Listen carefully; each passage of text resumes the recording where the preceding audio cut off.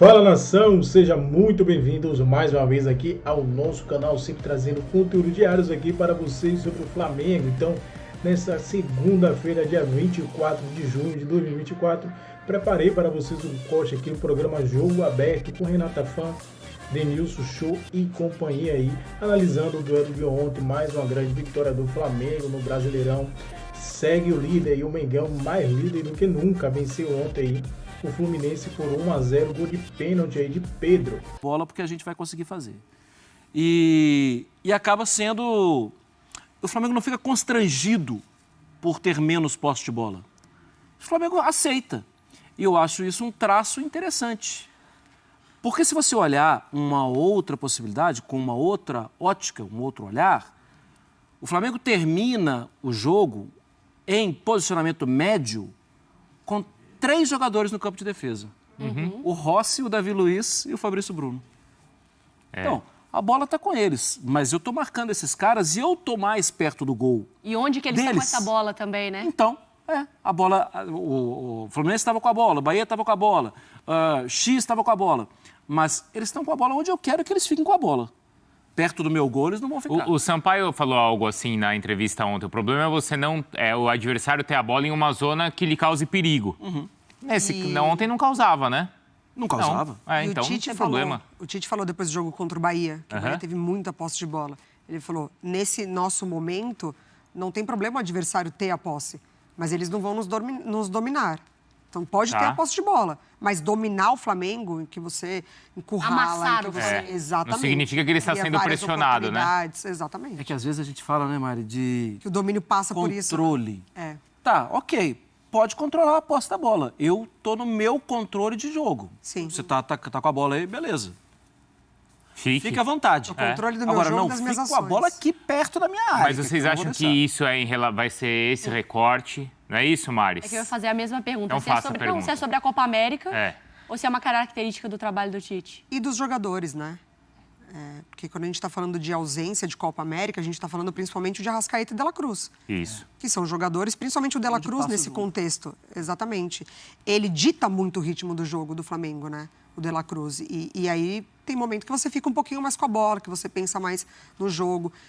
A gente só vai ter certeza disso depois que eles voltarem. Mas, por hora, eu vejo isso como uma adaptação ao momento que o Flamengo está passando e o Tite, por enquanto... 100% no planejamento. É uma adaptação, Marra? Sim, acho que sim. E agora, a gente está falando isso em junho. A gente tem que lembrar disso em novembro. Porque daqui a pouco voltam os jogadores. Daqui a pouco vai ter, assim, até reforço em outros times e tal. Eu acho que o fato de deixar mais a bola com o outro tem tudo a ver com esses jogadores que estão fora. Mas pode ser que em outubro esse time, lembra... Quando a gente precisou de fazer isso, quando estavam assim os caras, vamos fazer de novo, porque hoje o outro está melhor. Entende? Pode ser que isso pode ter sido uma matéria já estudada. Num mata-mata, isso pode ser suficiente para a gente avançar? Pode. Se você pensar em Libertadores, pode. Isso. E aí, né, Mari, também tem, por um lado, acho que por todo... Um lado não, né? Algo importante, uma adaptação do mérito, né, da comissão e do Tite. E o que me chama a atenção é que a torcida não tem se incomodado. A gente conversou sobre isso, Marra, quando você estava de férias, acho que a Mari estava aqui, porque é muito, muito doida essa relação, né? Porque o Flamengo, quando alguns técnicos não agradavam, é porque a gente conversava aqui, a torcida do Flamengo quer amasso. Quer 5-0, quer 8-0, ganhar de 1-0 não vale.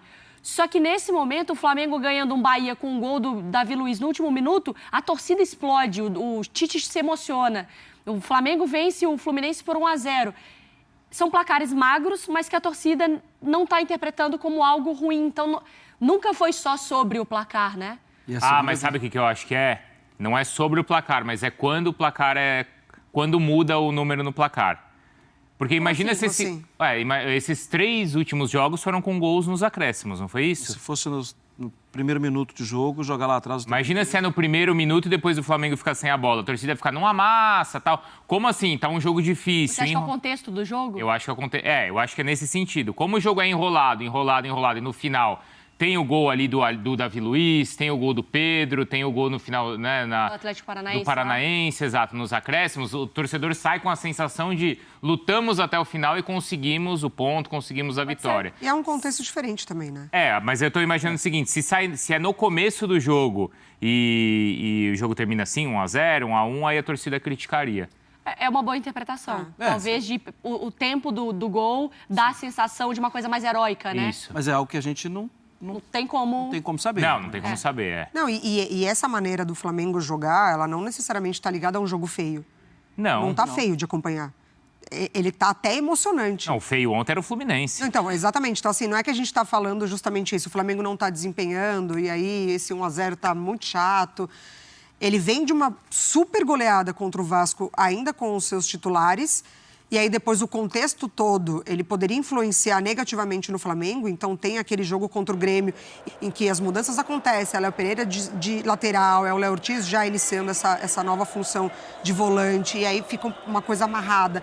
Ele perde jogadores por lesão nessa mesma partida. Então, ele ainda foi se superando diante de todas essas adversidades e ganhando jogos. E o enredo contribui, né? Porque aquele do Davi Luiz contra um adversário super difícil, que é o Bahia, uma briga direta pelo topo da tabela, o Flamengo vai lá e ganha. Clássico contra o Fluminense, essa forma de jogar, pressão, saída de bola, forçar o erro do adversário, você vai criando ingredientes para a partida ficar animada, independentemente do placar. E acho que o torcedor reconhece essa dificuldade nesse período também.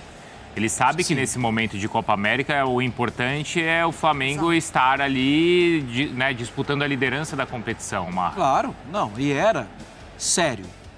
Quando a gente vê o número de jogadores convocados, quando a gente vê o time do Flamengo com dificuldade para repetir o que é a sua principal ideia de jogo, gente, não dá para reclamar de jogo. Não dá não. Porque agora era para estar passando aperto.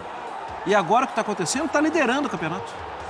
Ou seja, se tivesse com todo mundo, não tem receita de bolo perfeita, né? Mas se tivesse com todo mundo, a sugestão poderia estar até com mais pontos de vantagem, poderia não ter empatado, poderia ter vencido, poderia estar jogando ainda mais.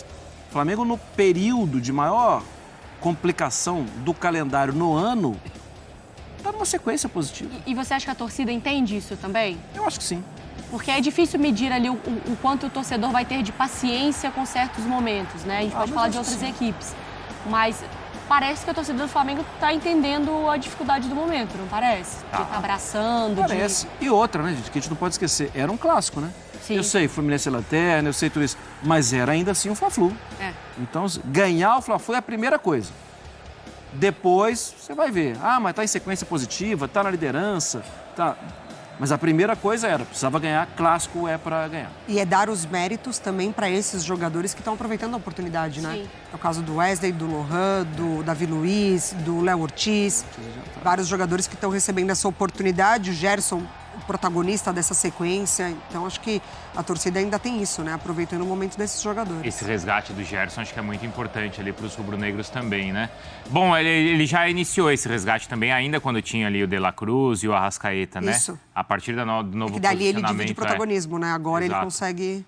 Bom, o pênalti ele foi muito polêmico e a CBF, a Comissão de Arbitragem, disponibilizou o áudio do VAR. Vamos então ver e ouvir e aí a gente avalia.